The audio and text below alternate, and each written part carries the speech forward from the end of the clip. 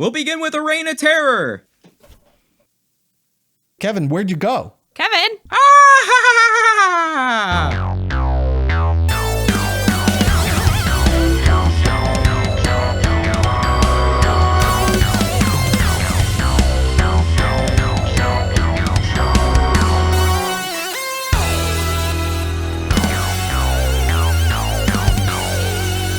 Hey everyone, welcome to Straitjacket Talk, where it's two guys, a girl, and a horror show. My name is Kevin, and I'm joined by a guy who likes to wear a bathrobe and yell about taking over the world. It's Nathan! That's all I ever do is yell about taking over the world. But I'm not like the brain, like the Invisible Man. I'm also joined by a girl whose favorite kind of man is an invisible one. It's Jill. You got that right. Men are better unseen. And we have a special guest. We're joined by my son Logan from the Mouths of Madness podcast. Hey Logan, what's going on? Hey, what's happening, guys? I can see you. No, you can't. You're just saying that. I'm a figment of your imagination. Maybe you are. Yeah. Well, we have a special episode. We are reviewing The Invisible Man from 1933. No, not the new Blumhouse one, but the OG, the Universal Monster one. It was directed by James Whale, who also directed Frankenstein and Bride of Frankenstein. The screenplay was written by R.C. Sheriff and is based on the 1897 novel The Invisible Man by H.G. Wells. This stars Claude Rains in one of his first movie roles as The Invisible Man. He is best known for his Oscar-nominated work in Mr. Smith Goes to Washington and Casablanca, or Casablanca. Yeah. How do you pronounce it? Casablanca. Casablanca. Yeah. He also stars in another Universal monster, famously as Lon Chaney Jr.'s father in The Wolfman. So kind of a cool other role for him in the Universal monster world. This movie also stars Gloria Stuart, who had a pretty illustrious career in Hollywood, but do you know which role she is most well known for? I do. Oh, Nathan. She is Old Rose in Titanic. Yes. Yeah. Yep. That's She's like- awesome. 4 years. I'm sorry. I apologize. She's like a famous meme and gif, right? Yeah, the throwing of the... Oh, it's Yeah. classic. The Invisible Man had a budget of $328,033. Do you know how much it made at the box office? Nathan, start us off. All numbers are going to be smaller in 1933. So I'm going to say 1.4 million, maybe. I'm scared because I have a streak going on and this movie makes no sense. Yeah. I'm going to lose on this, ain't I? 2 million? I'm going to say 2.3 million. Oh. Price is writing me. I know what you're going to do here, Dad. I know what you're going to do. I can see it in your eyes. I Bring know in the what Price is Right. Bring in the Price is Right song. Brr, brr, brr, brr. You're all over. Oh, yeah, that makes sense, actually. What I can find on this for a gross is $27,100. What? Money. Yeah, it's That can't be unconfirmed. right. It's unconfirmed. That's bad, dude. But what? that's I what thought this movie was a hit. Am I That's wrong? what IMDb lists it as making. I would be closest if it weren't for the Price is Right rules. All Just right. putting that out there. But we're not. So I'm still... Well, you lose. Logan, you lost. Technically, we all lost together. So I'm a winner. Dang. Oh, okay. Currently on Rotten Tomatoes, The Invisible Man has a 95% critic score and an 85% audience score. This is certified fresh. But what do we think of The Invisible Man? Before we go any further, if you could please hit the like and subscribe buttons and hit the notification bell, because when we have a new video, you'll be the first to know. Isn't that right, Nathan? Yes, it's a privilege. This was my pick for an episode. So, the reason why I chose The Invisible Man for us to review is a few years ago, I had decided I was going to go through and watch some of the Universal monster movies. I had never really seen any of them, to be honest with you. I'd been a big horror fan, so I was like, let me dive in. I watched Dracula, I watched The Wolfman, Frankenstein, The Mummy, and of course, The Invisible Man. And what I took away was The Invisible Man was my favorite of those I had seen. I was thinking the whole time, like, this movie isn't talked about with the other Universal monster movies a lot. Like, it seems that is like, true. Yeah, it seems like it's forgotten about a little bit. So I was like, this is pretty cool. I need to tell everybody about it. And actually, I had Logan watch it with me too at the time. And we watched it and had a great time. And I really thought, like, man, this seems actually like a different Universal monster take to me as well. And I'm sure we'll get into it, but I think a lot of the other Universal monsters for me have this kind of sympathetic kind of story with them a little bit. And I know there is some of that in this as well, but I disagree, but go on. this villain is a villain. Like, he is a monster. He sucks. Yes. Yeah. It's an He ass. sucks so bad. Yeah, he is not a good person. And I thought that actually made this pretty endearing. Like, I know it's weird to say, but when I want a villain, I want a good villain. And I think that's what the Invisible Man really is. One of the cool things, not to get on a tangent, I learned about in the research for this is James Whale, who's the director, was openly gay in the 1930s. Really? Yeah. And I thought that was pretty cool. He was way ahead of his time. And one of the things that they said for his vision of the Invisible Man was to make it kind of campy, like to have that camp horror aspect in it, have the over-the-top acting,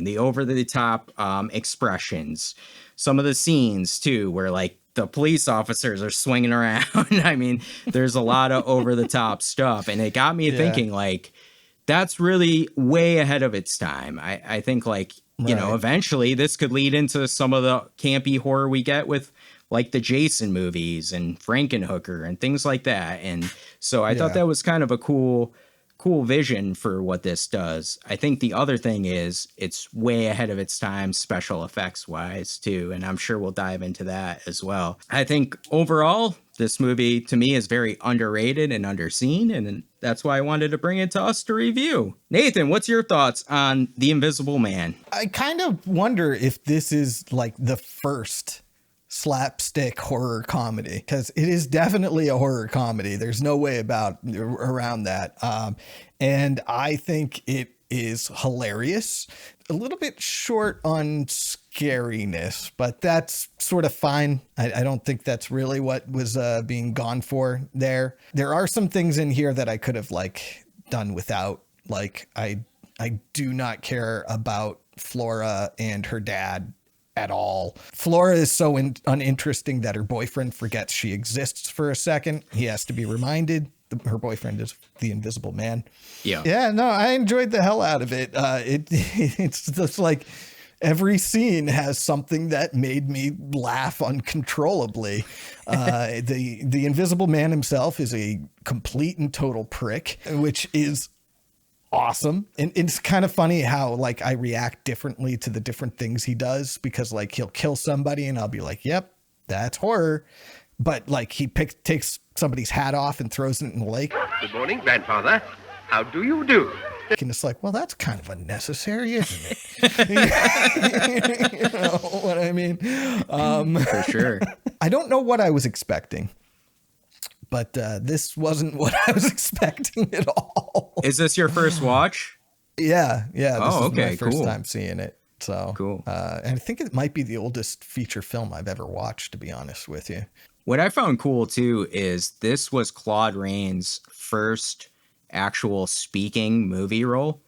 He had done another movie that was a silent movie. Like this is right This is after the on silent cusp movies. Yeah. Logan, how about you? Well, we watched it together, and I really enjoyed it. It definitely was a different movie because I wasn't expecting it to be as funny as it was. As far as like, because the other horror movies, like the Wolfman and movies similar to it, are kind of not like it at all. And this was just like, nah, he's just an asshole and he's just going to act like that for the entire movie. And it's awesome. I think what really drove me to this movie was the comedy, but also like mostly just like I love like old timey movies. No, I shouldn't say that. Old timey is like black and white movies mostly. Like anything black and white. I love it. It is one of my favorite things. Even when like a movie isn't even like during that time, like now they kind of use black and white, and I really like that. And I think the use of it in this movie, The Lighthouse, for example, great movie. I think like this movie just, it looks so good. Like it doesn't even need color or anything like that. Like it's authentic and it's very unique. That black and white kind of like is kind of a metaphor for this world. The Invisible Man is kind of like a creature that we don't understand, and because of that we fear him, and that's kind of unfortunately our world.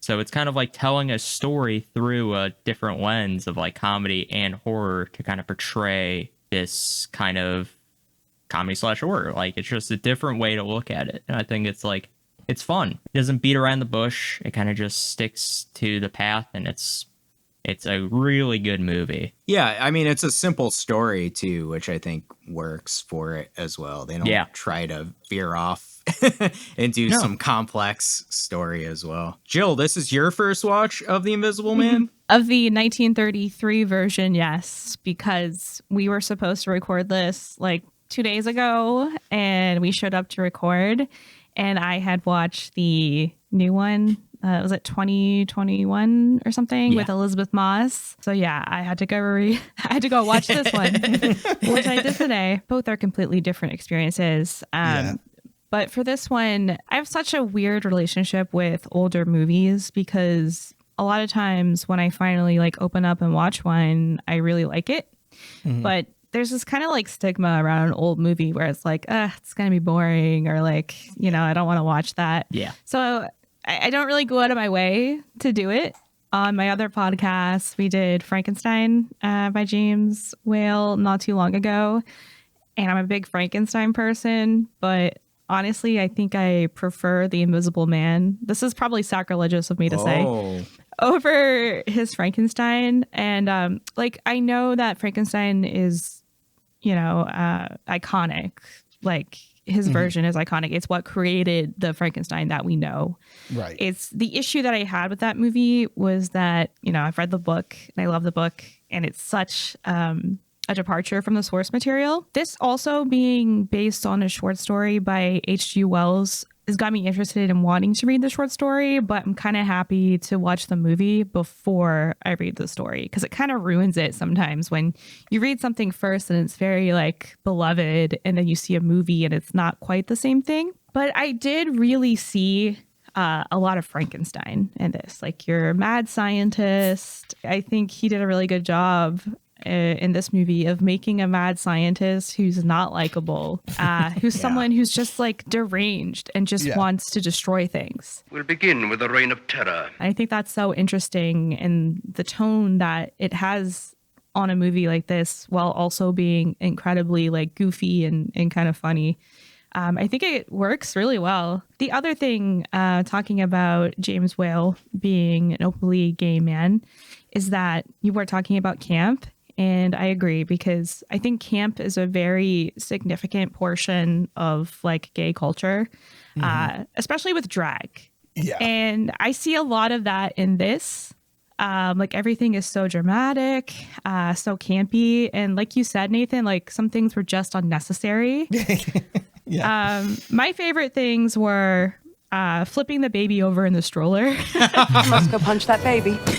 Yes, I love that you have that as a soundboard sound. Is there anything more F them kids than that scene? Exactly.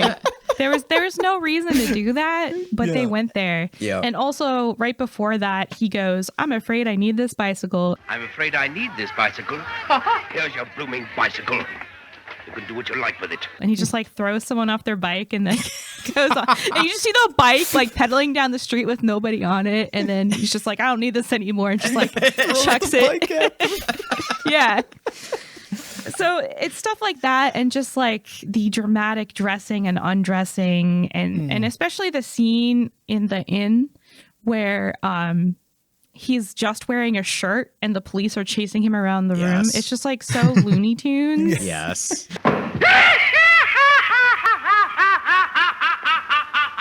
But it's and he's campy. laughing maniacally the whole time. Yes.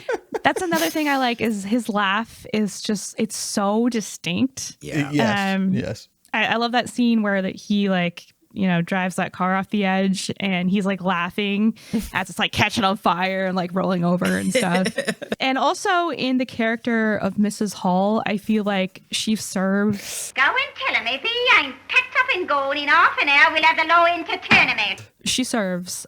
She's really annoying though. Like one of my complaints about the movie is that the sound is kind of. Yeah. Her screaming is like. It's brash. Yeah. Yeah, like you could have used it. Nowadays, you could have used an EQ to take down some of those harsher frequencies. Yeah, that would have been nice. I don't really have anything bad to say about it. This was made this came out in 1933, and the effects of like making people invisible, I think it's clever. I think they did really well with what they had. And honestly, I think it was Logan who said it was a simple story. I agree. And because it's such a simple story, it's so easy to kind of follow. And I didn't really look away for much of this movie. And it's short. Yeah. 70 minutes, right? Yeah. So yeah, I thought it was great. And I actually had no idea what the Invisible Man was. Because it's so out of touch with like the regular Universal monsters, right? So now that I know, I don't know, I'm a big fan. I love it. I want to dive right into the Invisible Man and how he looks, how his appearance is, because this is one of the things I really love and how we see him. Right away, he comes into the movie walking in the snow and he takes over the screen. And even when he opens the door, it's just like, whoosh, who is this guy? Like, why is he covered in bandages? And I mean, the audience knows why, but imagining being in that inn and looking at that, being like, what? He's a criminal. Right, you know, yeah, he's a criminal is what he is.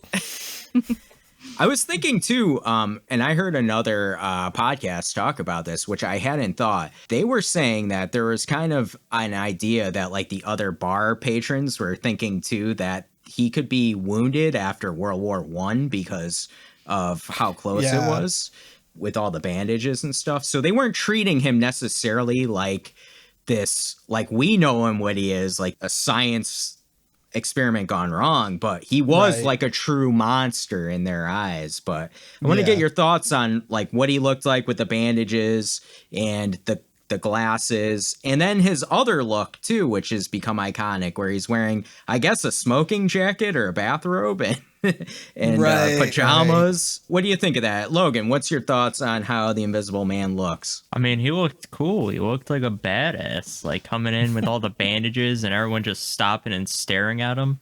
Like if he wasn't such a prick, I'd be like walking around there with like a kind of like a shuffle, like a powerful walk, just commanding the room. So he's walking like Vince McMahon, doing the Vince McMahon walk. Oh my god! Oh my god! From the meme.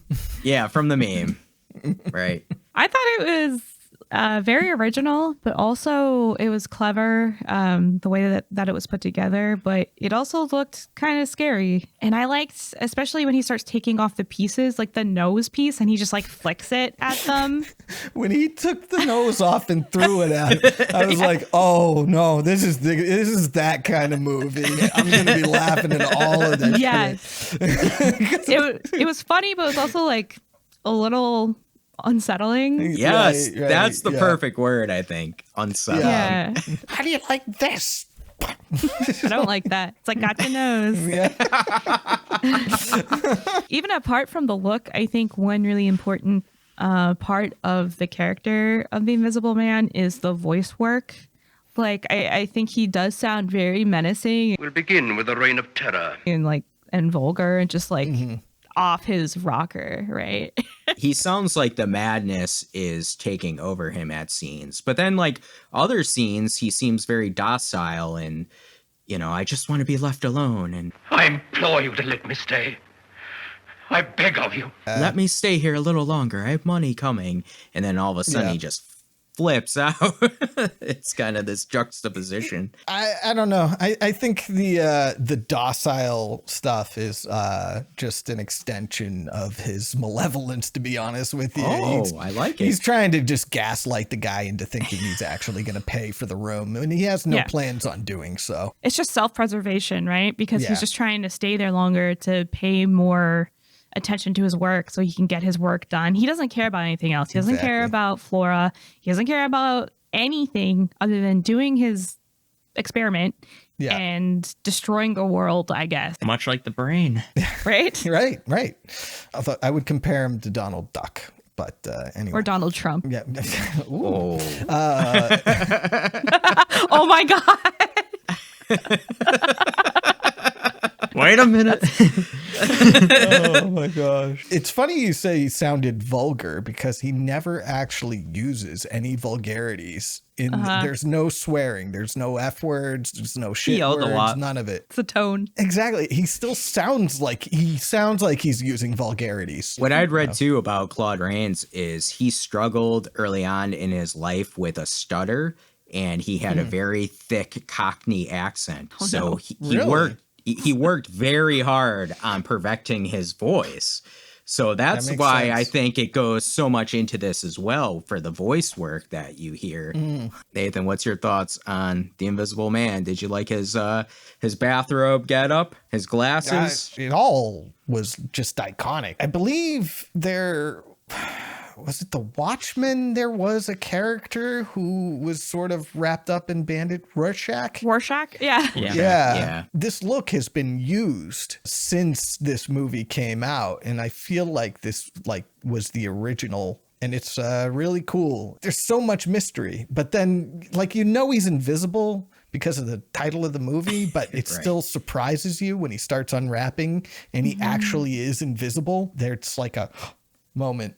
Especially since you know what year the movie was made. I think that's a great point. What I love is in the opening credits, Claude Rains is referred to as the Invisible One. I thought that was a cool little touch.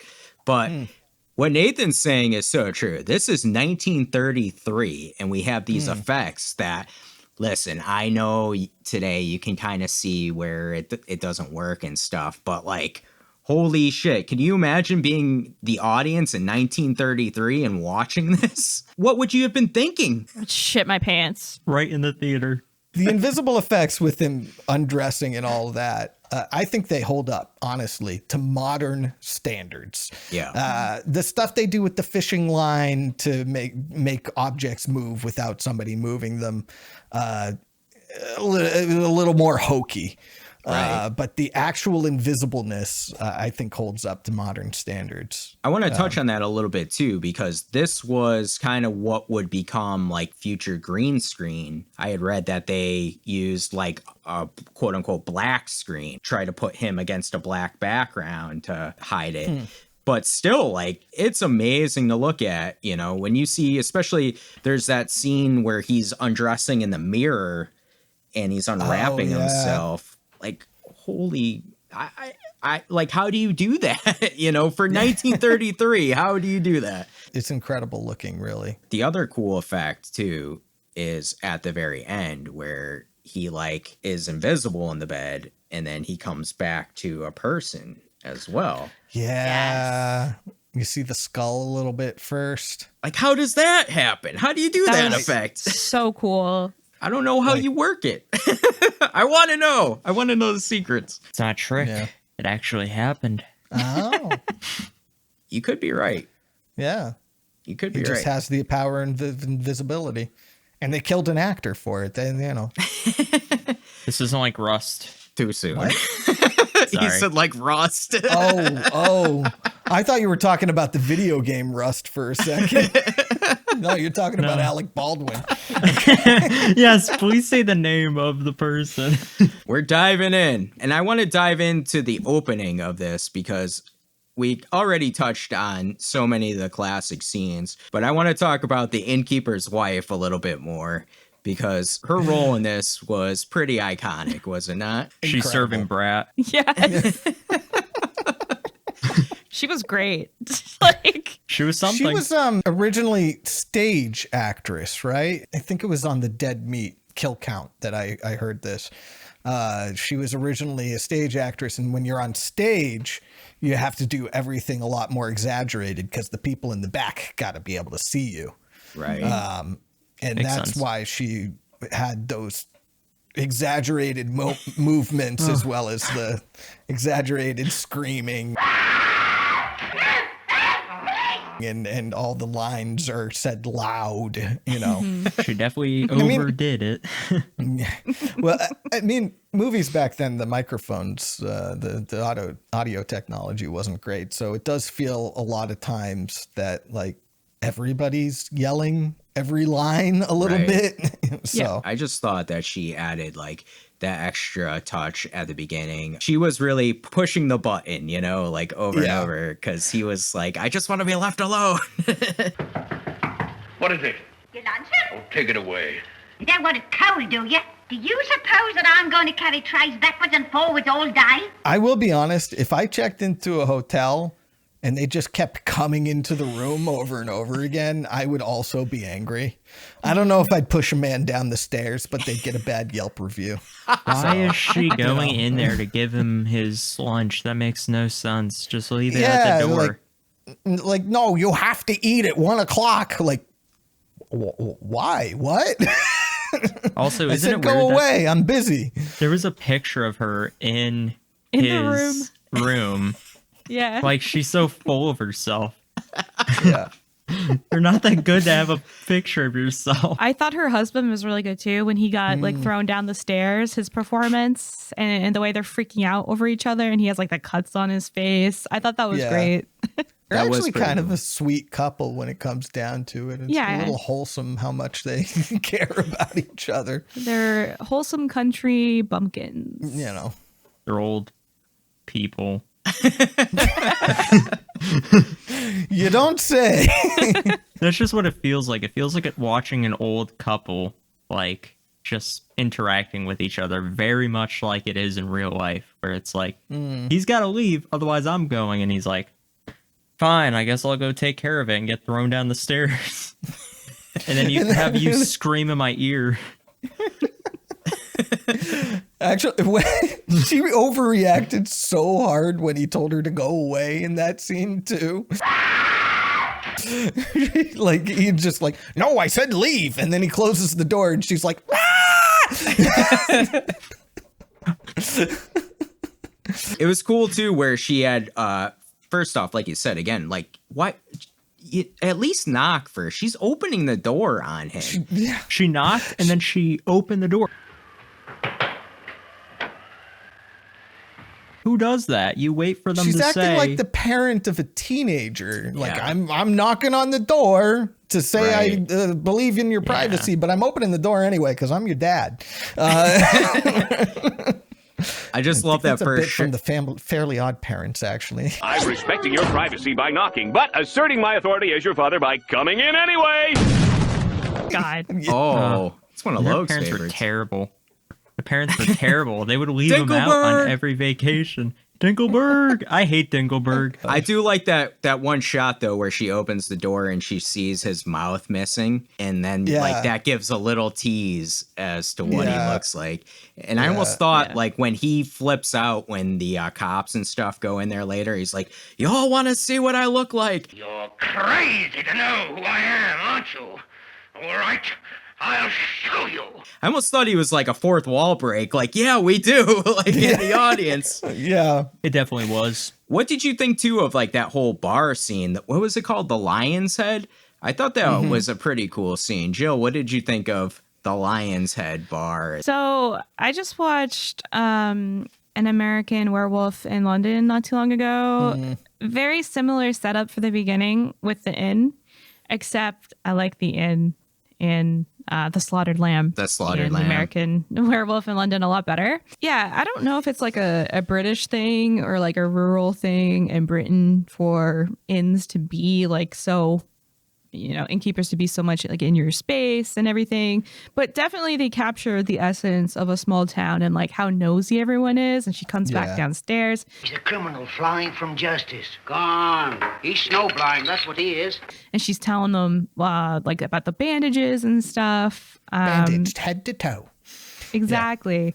So I think that part is, probably at least correct. But I thought the end was cool. What I thought was really funny also is like how annoying it was for her to have to like open up like the counter.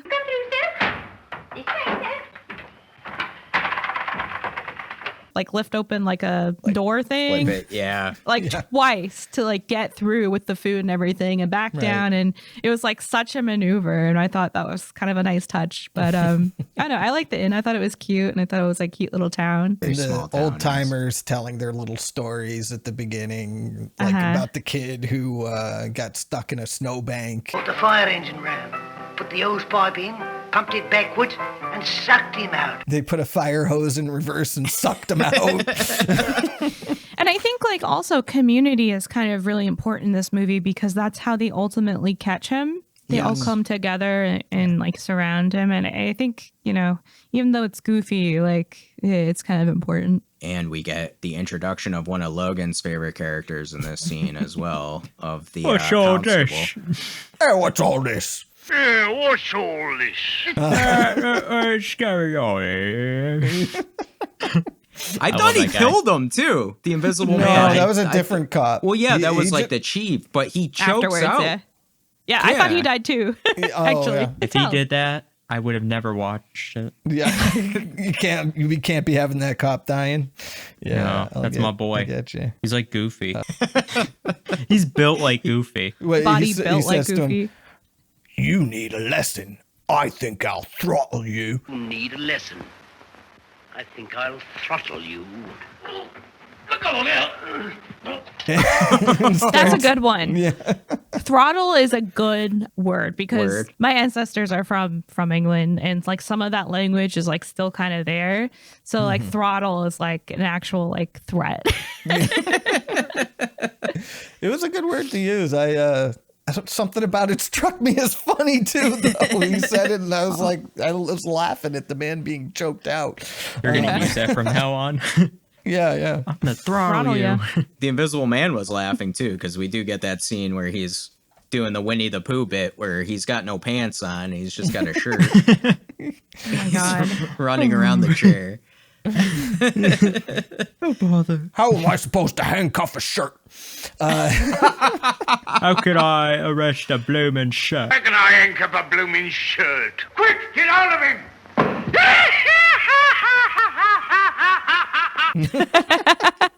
Yes. Oh man, I gotta ask too. So he goes back to, I guess it is Dr. Kemp's house, right? So we find out in this movie that the Invisible Man, whose real name is Jack Griffin, was a scientist, and he, I guess, had developed this Invisible Man potion, and he took it, and they haven't seen him. He's been missing. And it's funny how, like, kind of nobody, like, people question it, but they're like, eh. It's nearly a month now, without a word. But the note he left was quite clear. He said we might not hear for a while. Like, he'll show up. Yeah. Also, that the father's played by Clarence, the angel from It's a Wonderful Life. Yes. Yeah. So it was fun. It was nice to see him. I've never seen him in any other movie, so I was it's definitely it was like you said though, like his part and Flora's part really aren't necessary in this a little bit. I think though what they're trying to do with Flora is at least show more of his like humanity side. That funny little head I always liked. You've been crying. I want to help you. Why did you do this? For you, Flora. But that fails so spectacularly. He doesn't have any. No, none of that worked for me. But it was trying to show like he has something that isn't just his experiments. Like he has something he cares about. I understand that. I just don't care is the problem. I like that. None of that worked. I didn't. She's not a car, I guess. I don't know if he cares about her, though. That's the thing. Like, I feel like he's very self-centered as a character, and I feel like she cares a lot for him. And maybe before all this happened, he was a different person, and this has changed him fundamentally, so that he no longer exhibits those emotions towards her. So maybe, but I will agree that Flora is his link to like humanity in the way that this is like a normal human connection that you should have. But there's also that whole like love triangle thing that went nowhere with Kemp. It was like a 1 second thing, though. Yeah, like he just sort of was like, I know you're really sad that your boyfriend disappeared and that you're worried about him, but how about you fuck me? Please, darling, let me tell you how I feel. I can't work or sleep until I know. Oh, leave me alone. It's like Will Ferrell's character in Wedding Crashers. And then he's got a portrait of Flora in his house. Dang, I didn't even see that. You didn't see that? It? No. He's got a portrait of her in his house, in that sitting room. Sicko. Here's what I want to know about that scene where he's like trying to hit on Flora and be like, hey, be with me. Was that supposed to be for the audience to be like, hey, this guy's kind of a snake. Like, you're not going to like him either. It might be, because, I mean, I didn't feel bad for him when he got his final fate, because I didn't like that guy either. All the stuff with Griffin and Kemp was just two unlikable characters being unlikable. It felt like they were kind of like rivals in a way, looking for both the affection of Flora and the respect from the main doctor there. And it felt like they were kind of just rivals in a way. And like that was just kind of the entire like meaning of Kemp's role. Like frenemies. Like frenemies. Yeah. Jack goes to Kemp to be his like partner, right? I must have a partner, Kemp. A visible partner to help me in the little things. You're my partner, Kemp. They're gonna take over the world. That's the idea. That Pinky in the brain. That he needs Kemp's help when he can't be out being invisible, and then Kemp will sometimes be invisible. Here's my question. If somebody who was, I guess, your friend or colleague showed up to you like this, what would you do? I mean, I'd probably do what Kemp did. Same. Yeah. I'd wait till he falls asleep and then call the police. Like, get this guy the fuck out of my house. I do not like him.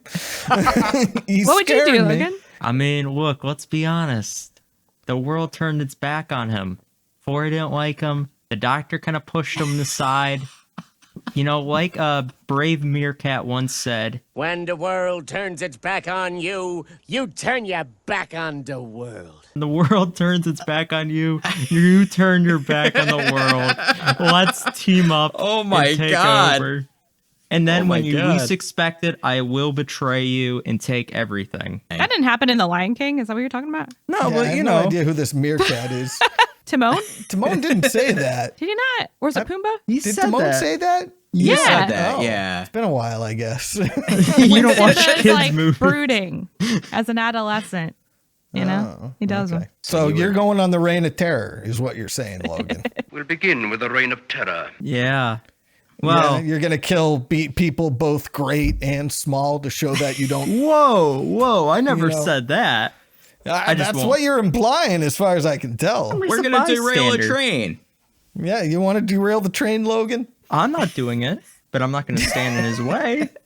He'll kill me. I'm very strong, and I'll strangle you. I'm not messing with that shit.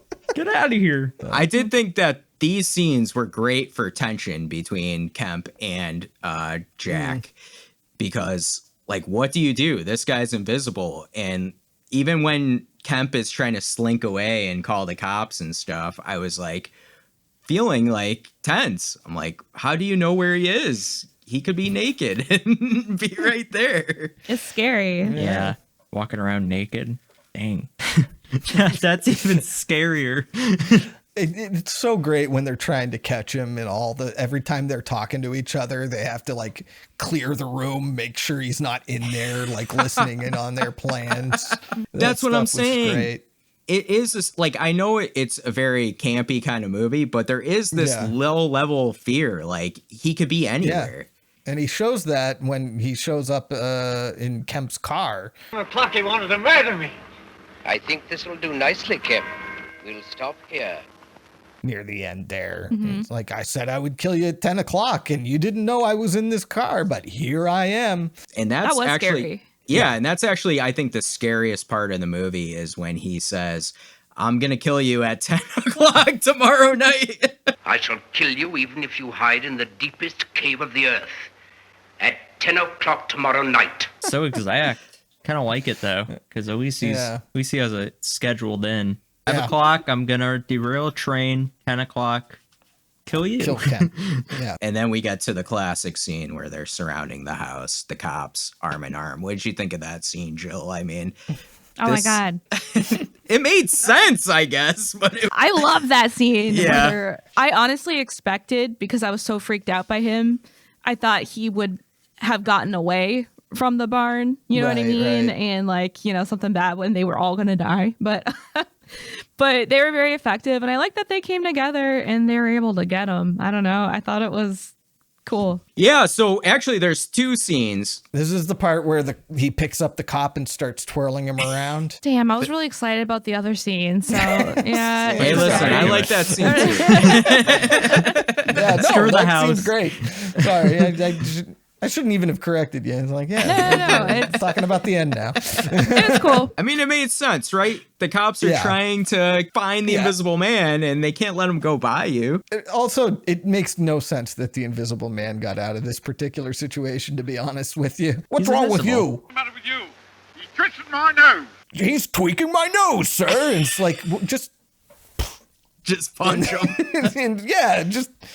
Yeah. Boom. You'll get him with one of your fists if you start punching fast enough. He's tweaking your nose, so he's close enough. But I will excuse all of that because it was all hilarious, especially when he started picking up the cop and twirling him around and he took off his pants.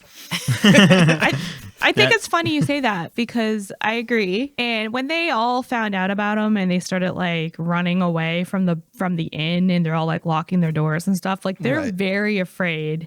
And it's easy to watch this movie and be like, oh, it's not that scary. But I feel like if you're actually in that situation, you would be like really freaked out. Yeah, no, as somebody who is, you cannot see, who wishes to do you harm. That is terrifying conceptually, yes. And naked, too. That's even worse. Yeah, the fact that you know he's naked, but you can't see that he's naked, that'll freak you out. A naked just man naked sitting on your car. Ew. Logan and me were talking about when we were watching it too. That scene where it comes across the radio broadcast, I think, is a scary scene too. Early this evening, we broadcast a report of an invisible man.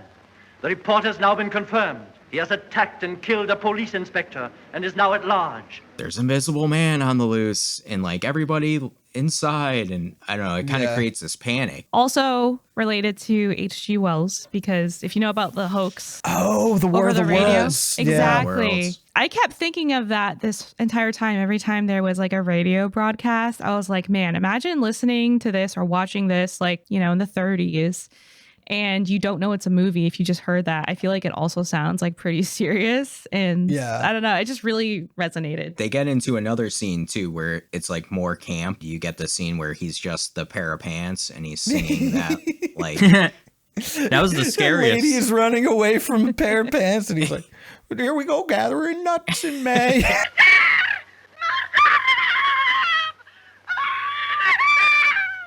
Here we go gathering nuts in May, nuts in May, nuts. Oh, God. That was the scariest scene. Him singing. Was pretty Unhinged. It was creepy, I thought. Because then, you know, the next scenes that are shown are the ones that he talked about in his famous Reign of Terror speech. I guess they're in a search party, right? And he like throws a bunch of guys down a cliff that are looking for him. And then, of course, you get the train derailment, too, that is pretty messed up. Does this movie have the highest kill count of any movie that we've reviewed? That we've reviewed? Yes, I think so. Yeah. I think it's in the hundreds. It's in the hundreds. He killed 100 people on that train, according to the chief of police there. And I think the kill count guys, Dead Meat, said that usually like in the like horror icons, who's killed the most people, it's always like, I think Jason is number one, but like number two is technically the Invisible Man because of the train derailment. It's also funny that you say that because I was looking up. Well, first I made a note where I said, what is it about male villains having the ultimate goal of destroying the world? Because I tried to think of a female villain that's like tried to destroy the world. And it's usually something. Rita Repulsa. It's much more rare, right? It's usually for something else. Yeah. Like revenge or something. I was on some website and it was talking about like, you know, the most villainistic like villains. And the first one is Hannibal Lecter. And I honestly expected to see the Invisible Man on there, but he wasn't on the list. Hans Gruber's probably there too. I mean, it seems like the Invisible Man's kind of forgotten about. It does seem that way. When people talk about the Invisible Man, it's almost like just, hey, yeah, that guy exists. Nobody's ever seen one of his movies. Yeah, but he is also a universal monster, technically. But nobody knows about the Universal monster movies as much, you know? Like, I was talking to my friend about... What? My generation. Dracula, Frankenstein. They don't know about these But guys? have they seen them? Is have like the they big thing. seen Well, them, this is the first Universal monster movie I've ever seen, to be honest with you. Yeah, So, I mean, there was a I get what you're time. saying. Do you guys remember the Dark Universe at all? Yeah. The terribleness that happened.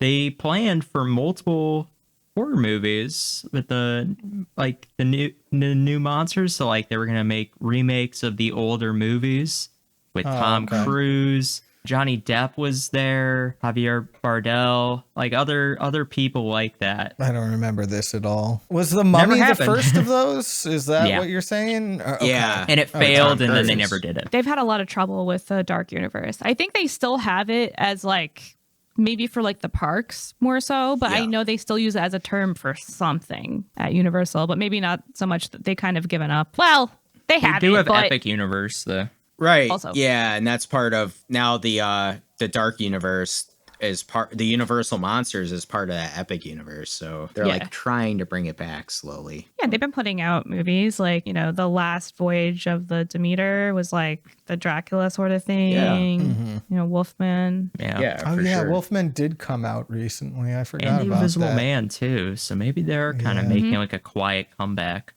Yeah. No mummy. No mummy. We don't need the mummy again. That movie was god awful. A bunch of people said Wolfman was good, but then like everybody stopped talking about it 2 weeks later. My friend said it was good, but like it wasn't like anything special. Yeah. It's different too. Like again, like Jill and Logan said too with the Invisible Man, it's taking the concept of it, but it's like telling a completely different story with it. I did want to see it though, because Christopher Abbott's in it.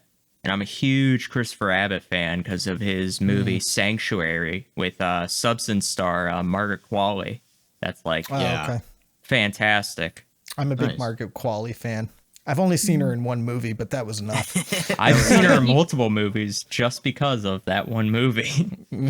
You should watch Made. Yeah, talking really about good. Talking about like similarities between, you know, the newer one with Elizabeth Moss. One thing that kind of transcends both movies, and this is on the topic of dealing with something that is invisible, is being straight up gaslit by the police chief. You know, he's like, yeah, you guys are crazy. Like, you're going to be the laughing stock of the country. I'll tell you what I think of your Invisible Man. It's a hoax. Something takes out of me hat and throws it in the pond. Couple of drinks and a gust of wind. So much for you. It feels it's very something you realistic. can't see. Yeah, exactly. I'd be that guy, to be honest with you. I'd be like, what the fuck? There's no such thing as an invisible man. And you'll get killed for that. Get the fuck out of here. And he's like, no, we all saw it. No, you're all insane. I don't, what is wrong with you people? And that's such a great scene too, where the Invisible Man has to go back to the Lion's Head to get his books.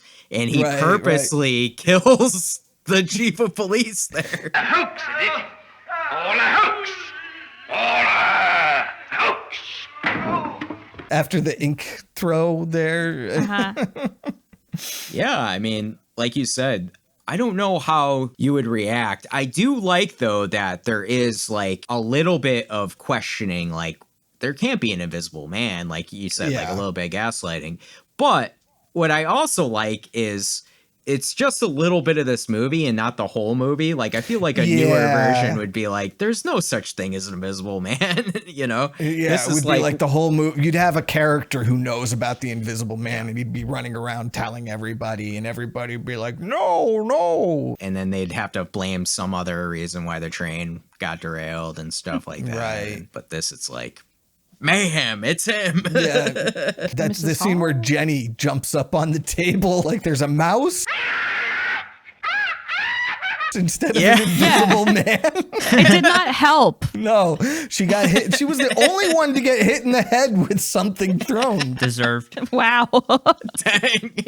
Deserved. The what? Needed to knock and not just enter a room. He had to have his mustard. That damn mustard. He seemed to be doing fine without the mustard. He was almost done his meal by the time she came up with that. There's barely anything left. I want to get to the iconic scene that Jill had mentioned earlier, which is one of her favorites, at the end where he's in the barn and the farmer finds him breathing. There's breathing in my barn. Excuse me, sir. There's breathing in my barn. What? It's got to be the Invisible Man. Oh, I guess we're going to go on to it. Some crazy Could have been old, an animal or anything. Some crazy old battle axe tells you something. You should definitely listen to it. I really like... Go on, Kevin. No. I really like that they actually use the elements of the winter for this scene, too. Because... This, I think, is an underrated winter horror movie as well, because it gives you that cold feeling for the winter. He's out in this barn, they're all wrapped around, the wind's blowing and things like that. And then freezing his nutsack off. Right, yeah. He's naked. He's butt cheek naked, bro. Right. Not even Winnie the Poohing. He's got nothing. No kill. He's all shriveled up. It's called shrinkage. Well, I just got back from swimming in the pool, and the water was cold. I was in the pool. Do women know about shrinkage? What do you mean, like laundry? What's that? Like, you mean laundry? I don't know how you guys walk around with those things. Elaine! I did not think we were going to have an extended Seinfeld reference in this episode. Anyway. That's what you get when you get me. Gotta stick it in where you can. Whoa, that's what she said. Ah, there we go. I teed you up. You fell victim to one of the classic blunders. I was like, wait a minute, somebody else is talking. You're so quick on that, too. Invisible Man. What's your thoughts on the ending? Because I thought this was a clever way to catch him. Like, you can see him in the snow, and it was like kind of cool because it's like this is their chance to catch him. They won't have this again with the last snow of the year or whatever they say. No, won't lie long at this time of year. It may be gone in a few hours. I don't know. I thought Just it was a had cool to be. move. Look, you don't like it? No, I'm just saying it's kind of a dumb line, like to throw in just to like shoehorn the ending. Like the ending felt very like wrapped up. Yeah, because like he just so conveniently went into a barn. And then like 20 minutes later, the farmer was like, oh yeah, I better check the hay. There is sort of a feeling of, okay, we need to end the movie now. I'm glad they did, though. I'm glad they ended it there because I don't think I could take it anymore. It was convenient. Like, I think it was convenient. I wanted 2 hours more. Hell no. I wanted more Flora time. Nobody wants more time with Flora. Flora didn't do a damn thing the whole movie. Dang. You know. I mean, she was cute, but she didn't do anything. Would you have rather had the movie focus in more on her, like trying to go after Jack and like try to bring him back? Because what was the point of bringing her in? It felt pointless. No, that's what I'm saying is you're better off cutting her out entirely than doing that, if you ask me. Okay. She's not really even a character so much as she is a plot device to make you understand that, oh, the Invisible Man, he wasn't always this way. He had a girlfriend who loved him and he loved her. It was just the drug that made him crazy and super violent and whatever. But none of that worked for me. Like there's this feeling at the end where it's like they're trying to make him out to be sort of a tragic character. It was the drug that did it to him, but he had to be killed anyway. And so you bring in Flora. I had no sympathy for him at that point. I was like, yeah, you get that guy. prick through a fucking hat in a pond, you know, like, and killed people. Like, basically, I'm just saying, like, the purpose that Flora served to the plot, I felt like was failed. They didn't achieve that goal. I'd much rather it was just like he's a prick from the beginning. I don't need a before time where he's nice. We need a flashback, Nathan. Back to a better time. I mean, I kind of agree, but at the same point, I don't know. I don't think this movie would be better without her in it at all, because I don't necessarily believe that she's supposed to represent that he used to be a good person. Like, he could have been a bad person anyways, and he probably was if he's so insistent on his quest to do whatever he's doing. I think the chemicals just, like, you know, made it worse. Right. That's possible. Yeah. I just think she kind of represents the fact that he's not just like a one-tone thing. Like, he does have some sort of connection to the world, despite how tenuous that might be. She didn't feel like a sidekick to him, you know, like not like a love interest, but more of like a, oh, hey, what's going on? You doing anything? Like, oh, man, I love you so much. But also, I'm not going to change who I am, you know, I'm still going to kill people. So it just felt pointless to bring her in. Like, I feel like it could have served better if she went after him herself and then, you know, maybe got caught in the crossfire or something. And that would have been better, honestly. And that broke up the, like, drug in his system, because then it would have, like, made him realize the error of his ways. What if she was like, fuck yeah, and then she went and derailed a second train? Oh, like she joined him like Bonnie and Clyde style? Yeah. More trains. I want to be invisible too. Drank the potion too, and there's an invisible woman now. Dude, we got a whole franchise here. There actually is a Invisible movie Boy. called The Invisible Woman. Man Return. Yeah. Yeah, so. Invisible Boy, Invisible Girl, like just right. keep on going. Invisible Goblin.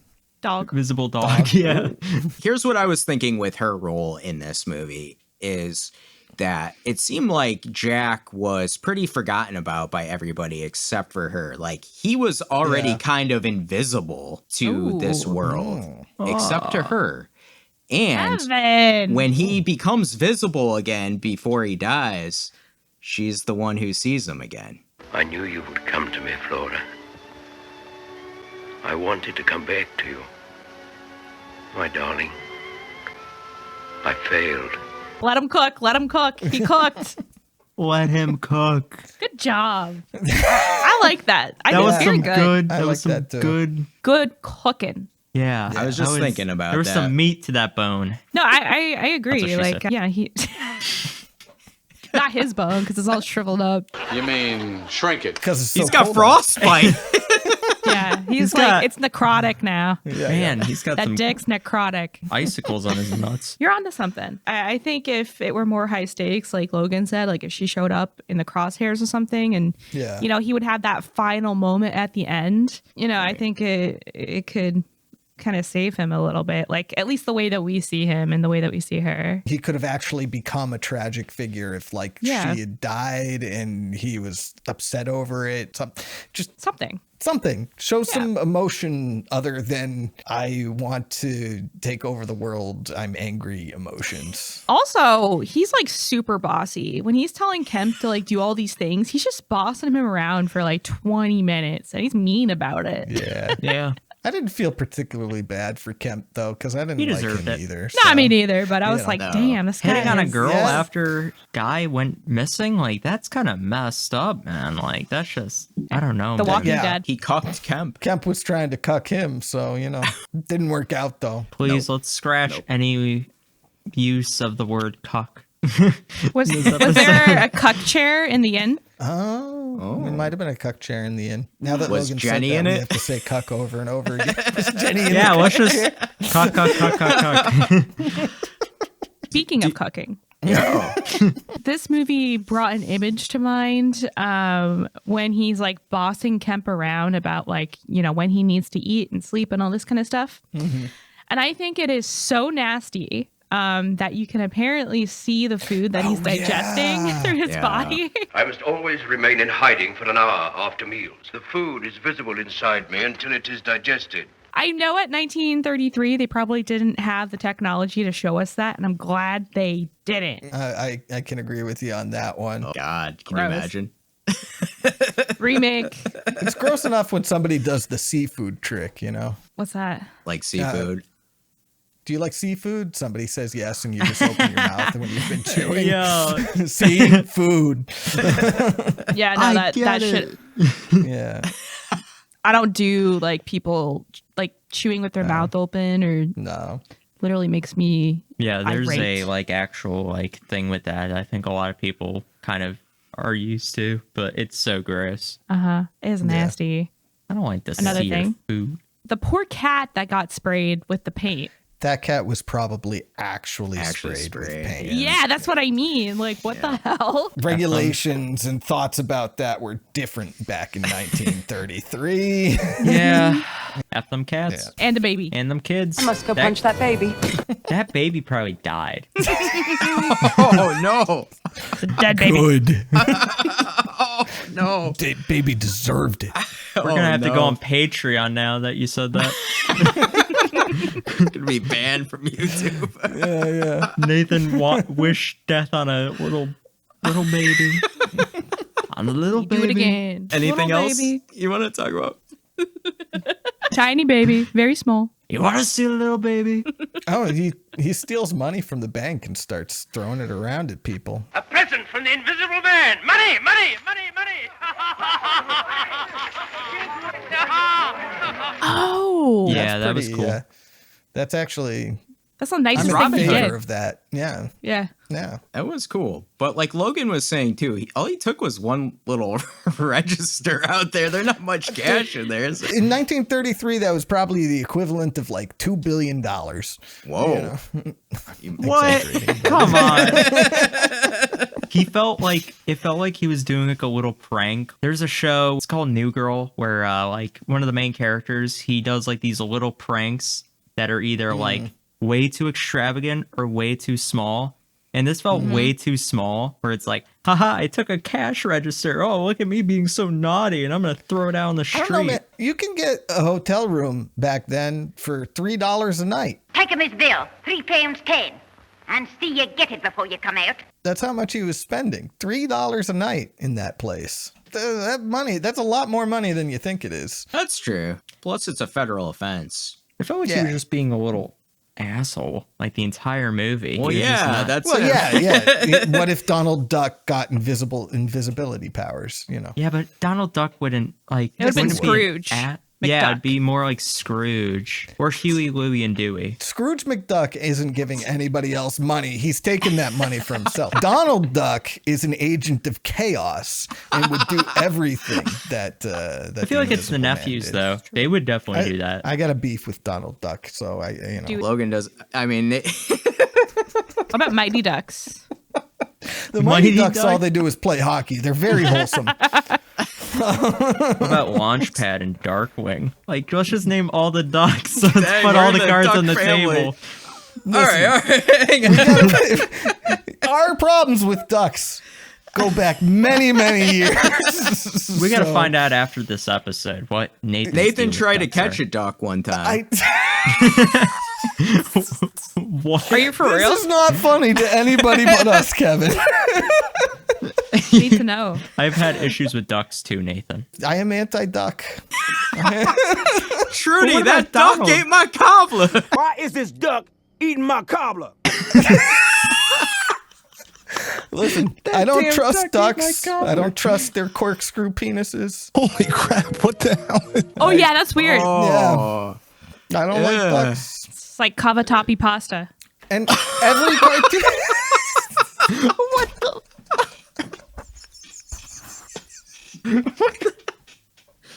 That's what a duck dick looks like. You're not wrong. It's the best noodle for mac and cheese. Why did you just have that on standby? I was the one who brought up the duck dicks. It's my fault. It is your fault. You prompted it. Oh my god. We're sick Now people. he's turning us into monsters. We all go a little mad sometimes. Oh, man. On that note, it's time for quote or kill. We're going to give you our favorite quote or kill from The Invisible Man, or both. I'm going to give you both because I love this movie so much, but for my quote, I'm going to go with the iconic Reign of Terror lines because I just love it. He says, "We'll begin with a reign of terror." We'll begin with a reign of terror. A few murders here and there. Murders of great men, murders of little men. Just to show we make no distinction. Just to show we make no distinction. And he kind of does that in in the next scenes too. So I love like how it kind of follows what he's talking about. And I love like the iconic image of him in the robe and in the bandages and just sitting in the chair and so confident. My kill is when he kills Kemp in the fiery crash. I hope your car's insured, Kemp. I'll get out and take the handbrake off and give you a little shove to help you on.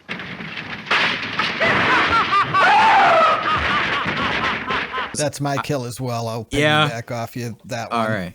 Yeah, because I love how, first off, he tells him he's going to kill him at 10. Kemp is like boasting that he got away. 10 o'clock. 10 o'clock, he wanted to murder me. I think this will do nicely, Kemp. Yeah, boasting to himself, in fact. Well, he thinks it's himself. Yeah. But the Invisible Man's there. And then I love how the Invisible Man pretty much tells him what's going to happen. He's going to go off the cliff. But he didn't mention the car was going to go on fire, which I thought was a cool scene. Was That's that my a quarter miniature, kill. do you think? Or did they actually push a car off a cliff and light it on fire? I think those are miniatures, I believe. I know the train is, right? The train is obviously a miniature. Yeah. I love the effects because it's perfect for this movie, really. Yeah, for sure. 100%. Nathan, how about you? Quarter kill. So my favorite line is, He's invisible. That's what's the matter with him. "He's invisible. That's what's the matter with him." Just because it was a hilarious line. Like, yes, we know he's invisible. And the accent, I love that character. The cop is probably my favorite character in the movie, just like Logan. The goat. I just love that line. Or, "Hey, what's all this?" Yeah, what's all this? Anything he says. Yeah, everything he says is hilarious because of that accent. And then my favorite kill was the same as yours, for the same basic reasons.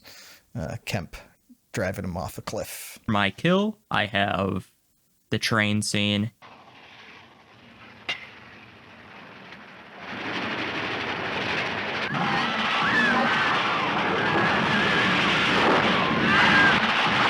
Came out of left field. It was unbelievably good. Even though we don't see any of the the kill being done, it's just the action of taking the train off. It's just so insane. It was so unbelievably goofy, but at the same time, holy shit! What did we just he witness? Killed a whole lot of people. 100 people in one go. It's insane. For my quote, I have every line from Constable written down on my paper here because every line is gold. So I'm going to read my two favorites. Look, he's all eaten away. Look, he's all eaten away. Yeah. is awesome. It's very good. And the other one is, Reckon I ain't up a blooming shirt. two of the best lines back to back. He's the goat, the best. What's all this? Yeah, what's all this? Just again, he talks like very similar to Michael Caine, but also very much like Tom Hardy, where he's kind of got that gruff in his voice, which is why I enjoy it so much. So whenever he says anything, it just sounds as goofy as possible. Yeah. But it's so good. He just looks like Goofy. So when he's just walking around, he kind of just is Donald Duck versus Goofy. Yeah, you really exactly. do. Yeah. Where's Mickey Mouse? Not in the back. Clarence, Flora's dad. There, I keep calling him Clarence, but that's because that's he's the character boss name, and It's a Wonderful Life. The wife is Mickey Mouse. Oh my God. She thought she saw Mickey Mouse when she jumped on the table there. Jill, how about you? Quarter kill. I have both, and it's ones that you guys all said. So for the kill, it's Kemp going off of Yeah. the cliff in the car, I was like kicking my feet excited when that happened because I thought it was so Just good. like a little kid, just like, yay, murder. I was like, peace out. It's like a social media post, like, just witnessed a murder. Yep. I didn't even try to do that. That's my kill. I just thought it looked really good, especially for 1933. Are you kidding? Yeah, I don't know what they for did, sure. but it looked great. Same quote as Kevin. We'll begin with a reign of terror, a few murders here and there, murders of great men, murders of little men. Well, just to show we make no distinction. That was really powerful because it shows that he literally is so unhinged that he doesn't care and he's just doing this for like sport. Yeah.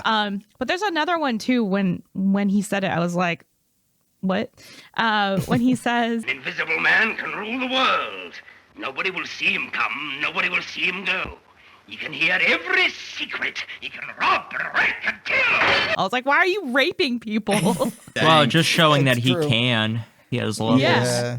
I was like, "Dang, that's dark." He's not actually. entirely wrong either, is the thing. Like, nobody can see you. What do you do about that? Yeah, I was just like, okay. I mean, he killed 100 people in a railroad derailment. I'm sure Yeah. he's probably pretty capable of raping as well. So unfortunately, like that's a dark, like you said, that's a dark side. They don't go down in this movie, Yeah. which I'm kind of glad for sure. Yeah. Yeah. That would have been. He tried to murder a baby, so I think, That's okay. Rape, not so much. Infanticide? Tiny. I did like too. He had I think he had a line. It was kind of like a throwaway line where he's talking to Flora about even the moon is afraid of him. Even the moon's frightened of me. Frightened to death. The whole world's frightened to death. Yeah, that was a good line. It's He like- also forgot that Flora existed before that scene too. Flora was nearly mad with anxiety. How could I forget? He was like, "Oh my gosh, Flora!" Flora, I almost forgot. I'm like, what? The madness What do you took mean you over. almost forgot? You forgot that she existed? What? Happens to the best of us. Dementia takes over pretty early on when you're drugged out of your mind. It's time for our final rating. We're gonna rate The Invisible Man from 1 to 5 stars.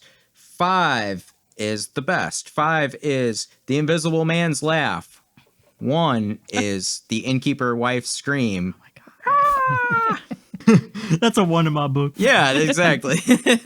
I'm going to rate this movie 4.5 stars. I really love The Invisible Man. It would be a 5 to me, but I mean, it is an older movie. I think some of the ending does lose it for me where it feels anticlimactic. But I mean, that's pretty nitpicky overall. I just think that this is a great movie for its time, 1933. I think it's pretty iconic. Some of the scenes are iconic. I wish The Invisible Man was talked about more because I think he is a pretty iconic villain that just it seems forgotten about a little bit. So I do think that this is the start of like camp and horror, and I can really see it now, which is cool. I love the effects in this. I love the humor that I find in this, and it seems like you all find as well. So like that's cool. I don't feel like such a bad person laughing at such a horrible guy doing things, but it's kind of what the movie is. Nathan, how about you? I'm going to give this movie 4 stars. I enjoy it a whole hell of a lot. I think it's hilarious from start to finish. The Invisible Man himself is an incredibly compelling villain. Shaving off a star because there's some stuff in there that didn't work for me. I didn't care about the subplot with Flora and Clarence, not Clarence, Cranley. I didn't think the end worked particularly well. It did just sort of feel like, okay, time to end the movie. We're out of ideas, so here we go. Make it snow. But it's pretty small stuff. Enjoy the hell out of this. It's a hell of a lot of fun, and I think it holds up way better than any movie that is almost 100 years old has any business holding up. Got to recommend it to pretty much everyone, to be honest with you. It's great. Will you watch other Universal horror or Universal monsters? Yeah. I mean, I guess I've never really been compelled to watch those movies for some reason. You'd be right. But, I'm not averse to watching more of them. Not going to pay to rent them, though. If I see one on Netflix, maybe I'll click on it, My second favorite is The Wolfman. So if you ever looking for another one, I recommend The Wolfman. Is it because you're part wolf? Yes. Yeah. Jill, how about you? I wrote it down. 4.5 stars. Whoa! For me as well. The only issue I really have with it, honestly, is the sound and me hitting the volume button every time Mrs. Hall came on screen. I was like, Jesus, I just woke up. I can't handle this. But everything else, 1933, I keep saying it, but this is, stood the test of time. If you just give it a chance, I think you'll find something that you like in it. And it honestly makes me want to go back and rewatch Frankenstein, because I feel like I didn't really give it a fair shot. Maybe I had too much of a bias from reading the book. And, if it's anything like how The Invisible Man captured my attention, maybe I would like it even more after seeing this, maybe. I don't know. I really enjoyed it. I think it's fantastic. Logan, finish us up. This is 5 stars. This is certified classic, banger, all the words. I think this movie definitely stood the chance of time, because come on, man, this movie is way better than a lot of the movies from back in the day. And it just is so good. It's comedic. It's terrifying a little bit. It's it's all of the feelings in one movie, and it kind of just brings it all together. There are some things I don't like, but it doesn't make me hate the movie. It doesn't leave a negative impact on me. I don't care. I just had a lot of fun. It was exciting. It didn't really miss a beat. It didn't really slow down the pace. The pacing was great. Just the overall movie itself was just really fun. Just an enjoyable movie. I definitely recommend it to everybody. And I definitely will want to rewatch it as many times, because it is just so much fun. I thought I gave this a really high rating. I was not expecting to be the most negative on this movie. You always are. Liking it as much as I do. No, that's awesome. This is pretty highly rated, which is great, because it's my pick. It's an older movie. I was a little worried on how everyone was going to kind of feel on it. I feel like this movie has some universal appeal. Oh. I can't say anything after that. That's a perfect way to end. We'll be back soon, and we're going to be reviewing Fear Street, 1994. Just in time to get you ready for Fear Street prom night, right? Prom Queen. Prom Queen, sorry. That'll be fun. But until then, don't forget the mustard. No, back to the padded room with you.